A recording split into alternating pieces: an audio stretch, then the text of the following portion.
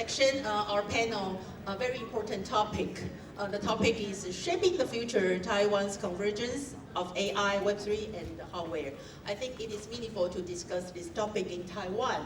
Yeah, so it's our pleasure to have two distinguished speakers and panelists here. Let me introduce them first. Joe Xie, yeah, very meaningful title. CEO and Metaverse Chairman, ASUS. Yeah, and Jamie Lin, our old friend, Chairman and partner of AppWorks, and also known as the President, CEO of Taiwan Mobile. Okay, I'm Nicole Chen, Honorary Chairperson of Taipei.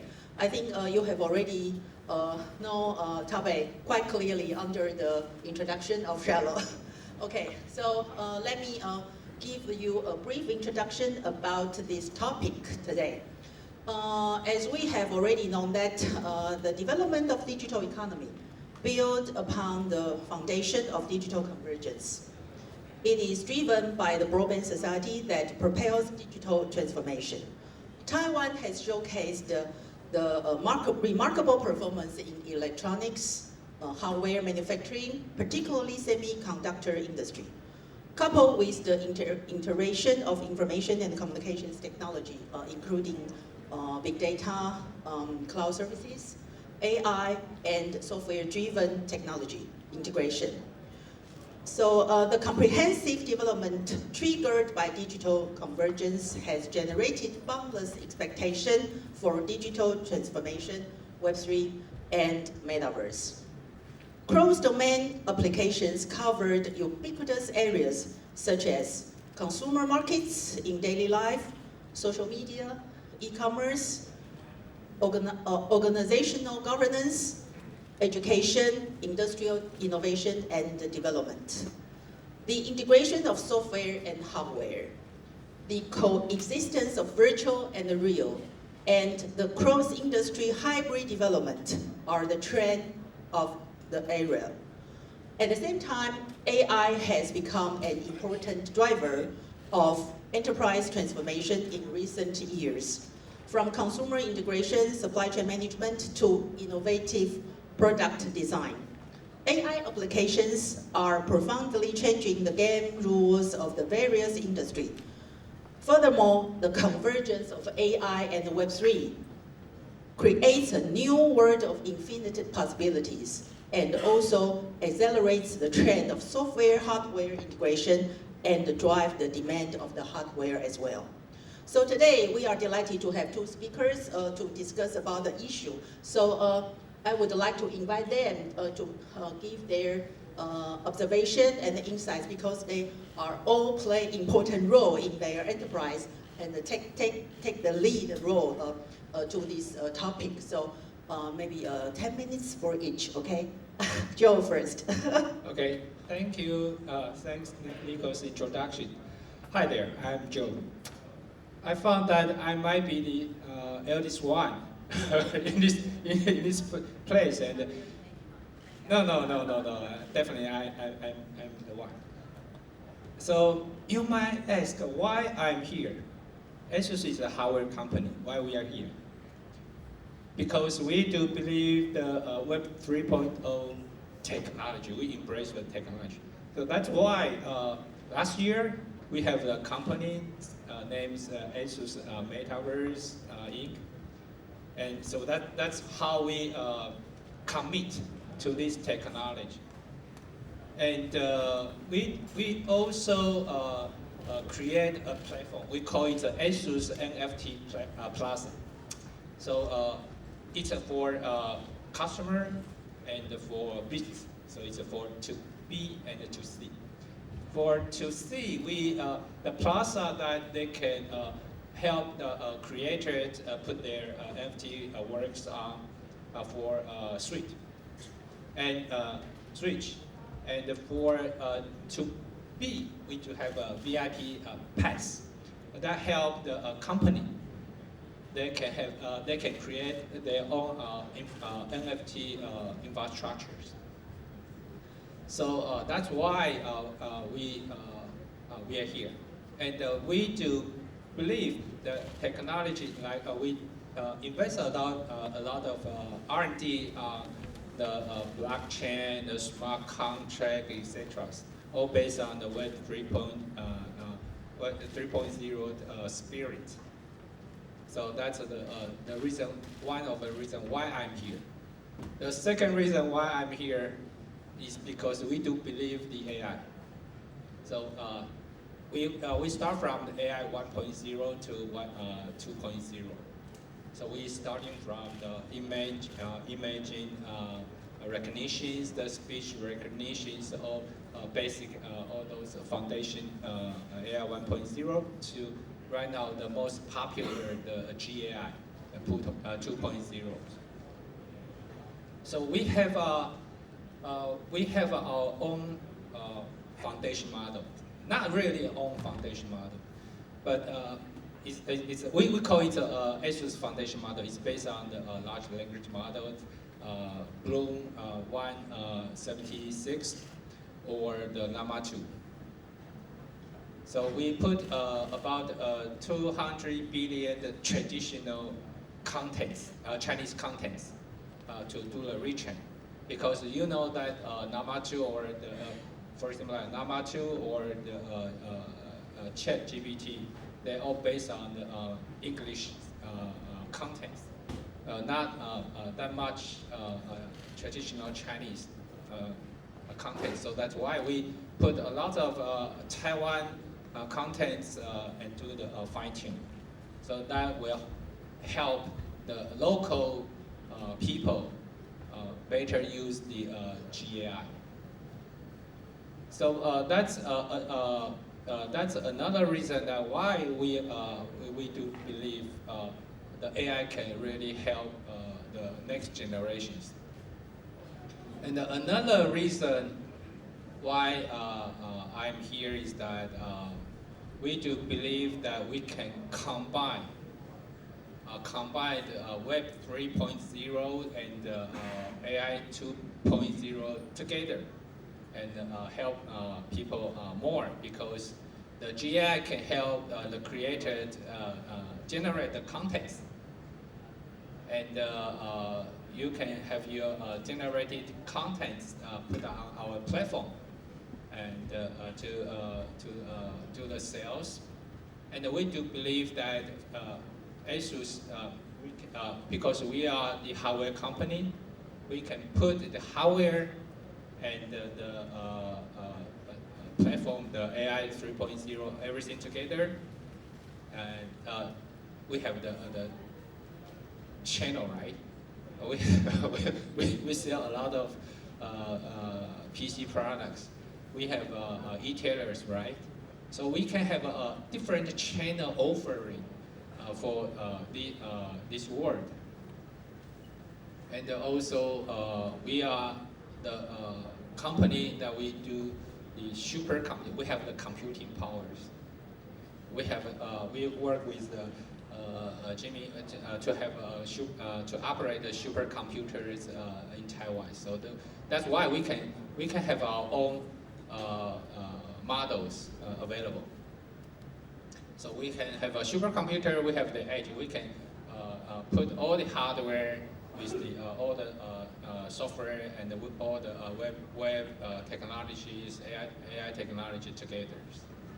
So today, the reason I'm here is that I want to put the company, the hardware company, the software technology that we have, and put you together to really realize the Web 3.0 and the AI wars.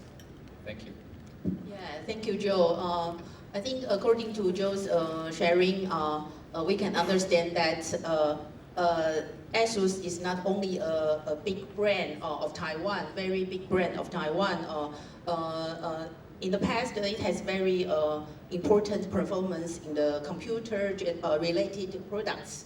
But right now, in recent years, ASUS put a lot of efforts in the cloud services and other digital transformation, integration with software and hardware together, especially in some specified vertical domain.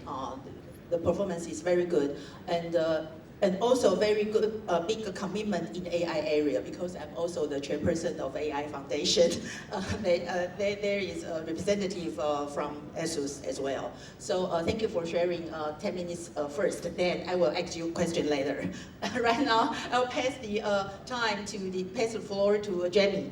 Actually, Jamie has played an important role in Taiwan, not only for AppsWorks, for the entrepreneur, but also he is leading a telco company transform into the technology company. So let's have Jamie to share his insights to us.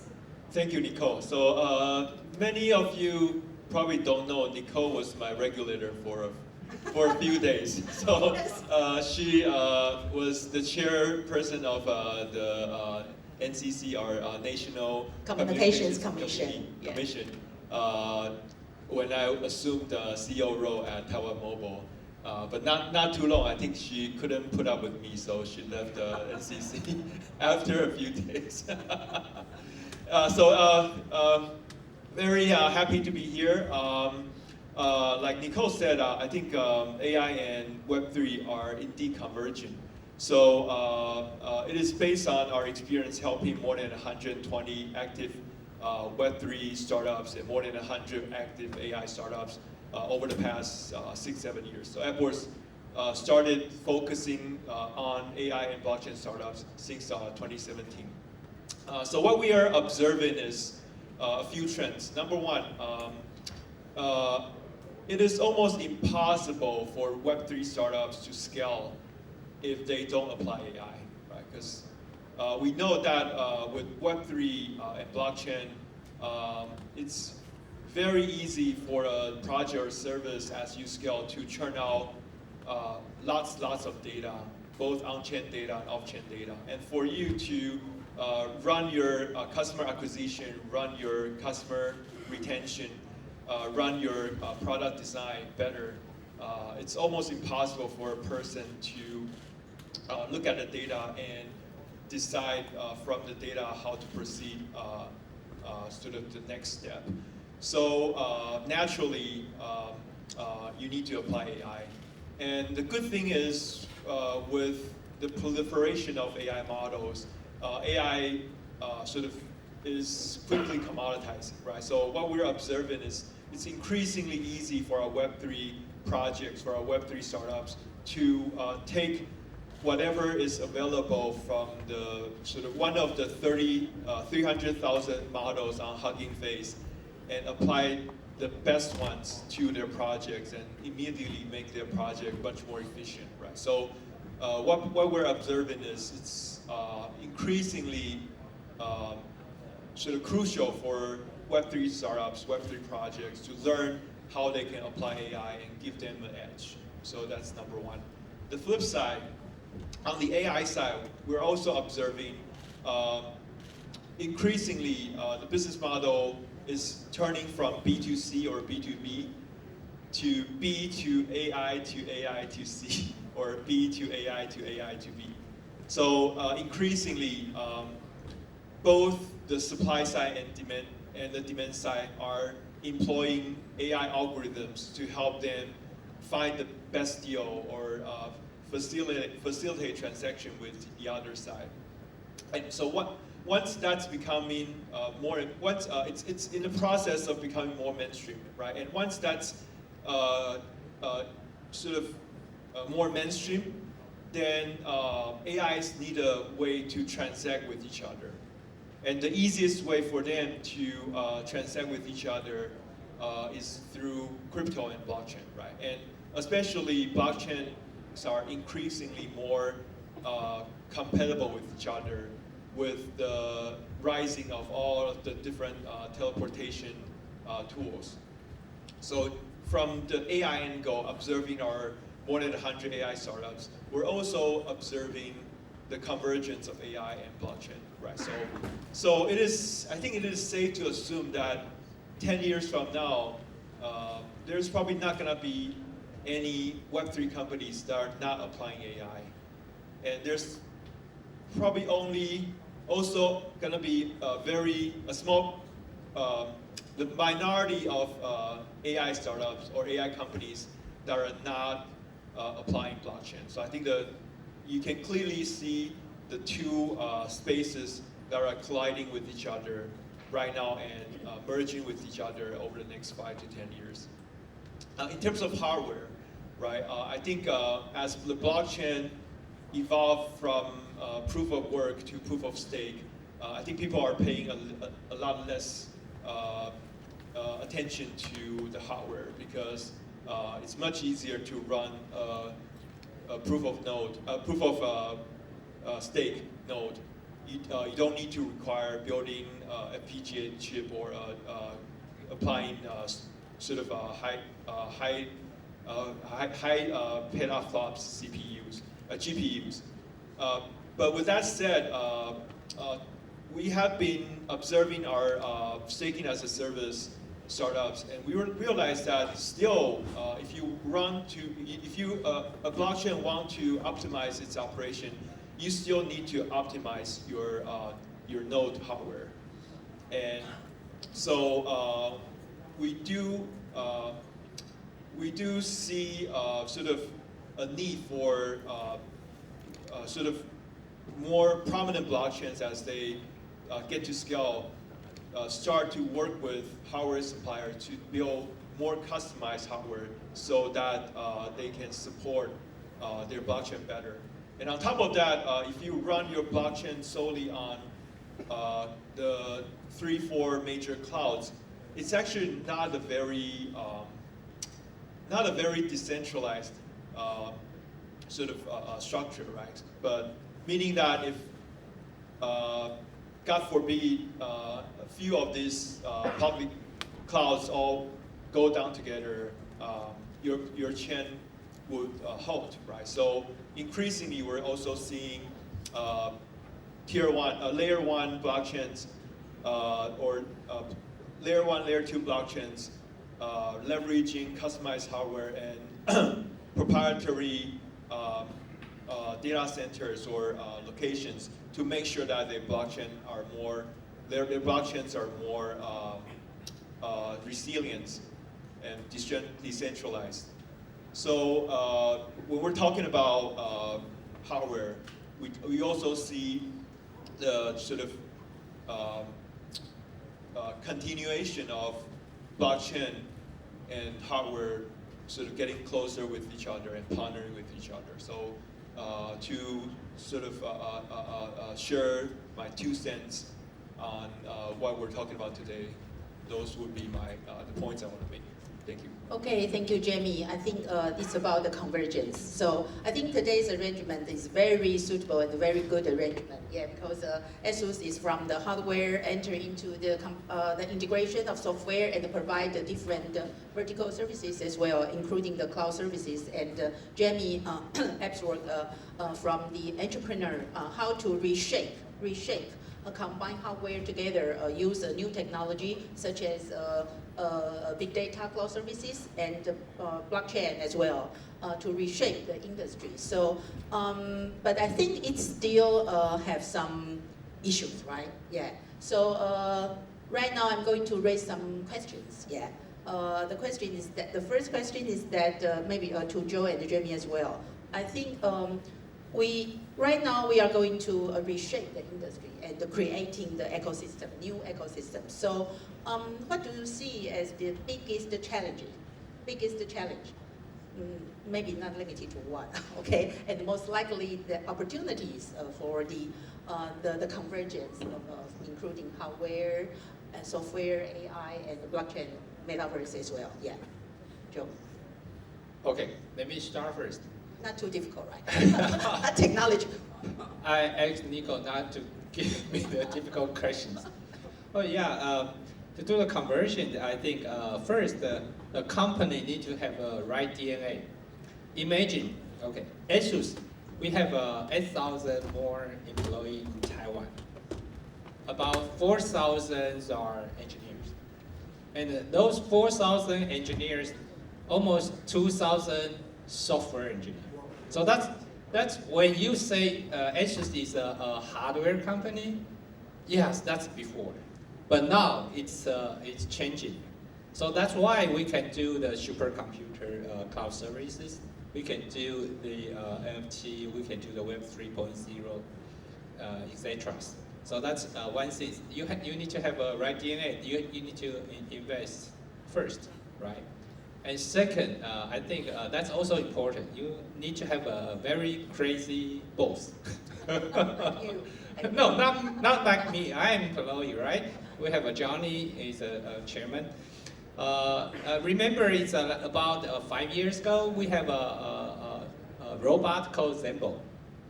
Okay, so that's our first robot.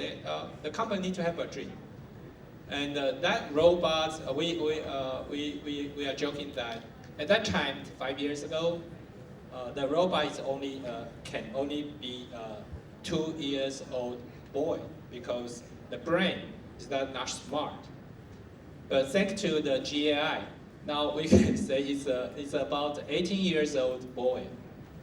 So the application will be totally different, right? Before the conversation is just like a comment base, okay, answer questions. But now the robot can understand your intentions. They can do the interactive, all kind of things. Yeah, even smarter than you are. So and the third, I think that's also very important. You need to have time and patience because all those new technologies cannot happen just one day. Okay, you need to have time to let the application ready. Then, for example, like the AI now they have a trust problem, so you need to have a trustworthy AI, GAI do the services. How to create a trustworthy AI? That's why the title. Okay, so.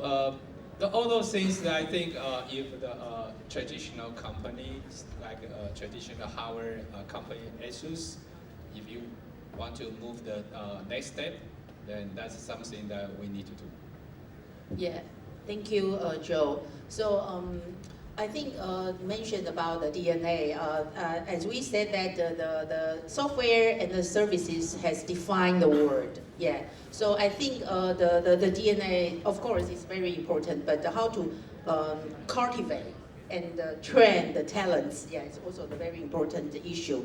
And Joe also mentioned about the AI. I think after from last year, because the generative AI has booming. Yeah, I think how to build the responsible AI and to make the trustworthy AI environment is very important. That is what AI is doing right now. So I think yeah, the same question to Jamie. Yeah, challenges and opportunities. So I think in terms of blockchain or Web3, right now the biggest challenge around the world is regulatory clarity, right? So there's not too many sort of countries or economies where a blockchain builder can confidently say that I know what I'm doing here, right now, is not gonna be challenged by any regulators in the next 5 to 10 years, right? So I think many of the blockchain founders, because of that, sort of are forced to do things that are more short term, because there's no assurance how the government is gonna treat the industry in the long run, right? So yes, many of us in the industry believe that this is the future, but we need to do a better job convincing the regulators, convincing our congressmen, convincing our governments that this is an industry they need to support, because it's gonna create economic growth, it's gonna create jobs, it's gonna make the world much better place. It's gonna make it more fair for everybody.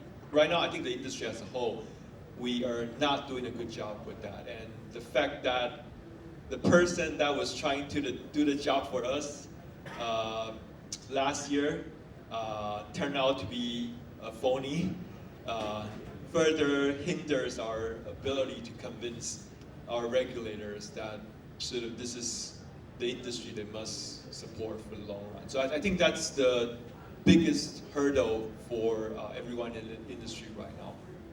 In terms of AI, I would agree with Nicole and Joe. I think being responsible, being trustworthy, and then on top of that, being moral, I think right now is the hardest challenge for AI, right? Because as AI make decisions for us, it will run into all kinds of dilemmas.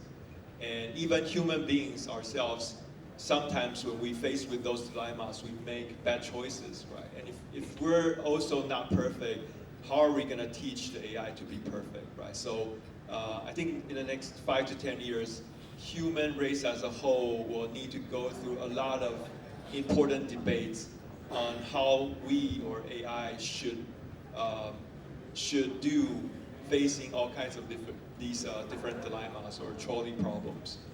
So I think we're, if Joe were saying with AI, Zenbo can become an 18-year-old boy, I think the whole human race as a whole is still only 10 years old. Oftentimes we don't know, we're not very wise in terms of the decisions we make. Oftentimes we neglect the unintended consequences of our actions, right? So if we're so childish and we're making something that is that thinks much faster and that is much more powerful than we are, then how are we going to teach them to be wiser than us, right? Or how are we going to teach them to make wise decisions, right? So I think the human race as a whole, we need to go through a lot of debates in the next 5 to 10 years to become wiser, so that we can crystallize our wisdom and then teach that to the AIs. And only if we can do that, that's going to make the industry and our lives better in the longer run. Yeah, thank you, Jamie. Very good point. I think as human beings, right now we are still learning how to interact with AI and the technology. And I think when we say multiple stakeholders, must include the government. So the whole world right now are discussing the regulatory framework. It is very important. Yeah, so I think, we are still ongoing. So as the limitation of time, I think I will going to raise the last question to our two speakers. As we are on the stage of Taipei Blockchain Week, right? So many friends, they are involved in the blockchain and Web3 economy. So what will you suggest how they do their business, they adapt their creation and ideas into this topic? Yeah, Joe first. Yeah, I think as I mentioned that we do embrace the technologies. We even have a company, and we also have a platform. So just join us. Okay, it's a lot of the resources that we provide is free. So we just like more creative products, artworks, anything, services can show on the stage. That's what I suggest. Just come here and talk. Yeah. Yeah, join the ecosystem and join the ASUS. Okay, Jamie. So instead of real world asset, think about real world people. So at Taiwan Mobile, we looked at our data. So far, even Taiwan is one of the more vibrant communities of Web3 in the world. But amongst Taiwan Mobile's 10 million users, only 4% have interacted with blockchain so far. So 96% of the population in Taiwan, and I suspect everywhere in the world, haven't used blockchain, right? So it's more important that we look at real world people and their problems and see what blockchain can do for them. So I say instead of real world asset, think about real world people. Yeah, thank you, Jamie. It's very important per my observation, especially this year. Many discussion are are focusing on how to connect and bridge the Web3, Web2 and Web3 together. So let's work together. So time is up. Yeah. Thank you for your sharing and thank you for your participation. Thank you. Just on time.